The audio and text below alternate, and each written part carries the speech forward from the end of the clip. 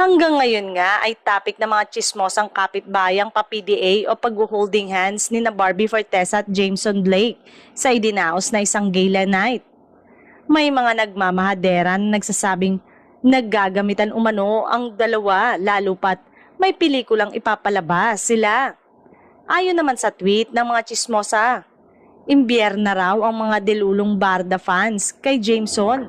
Sa katunayan, may mga nagdadalawang isip daw kung susuportahan nila ang black screening ng movie ni Barbie dahil feeling nila ay panira ang kadate ng aktres sa kanilang mga idolo.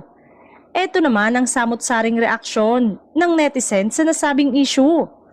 Kaloka, sobra namang obvious ang kanilang paandar. Heard nga na maraming fans ang naiinis kay Jameson dahil panira siya sa Barda.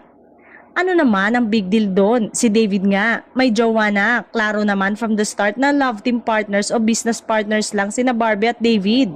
Hirit pa, totoo ba na inistam ni David si Jameson sa gala? Naging out of place raw yung kapamilya aktor. Bubuwagin na naman ang Barda, hindi na dapat maging issue ang pagsama ni Barbie sa iba.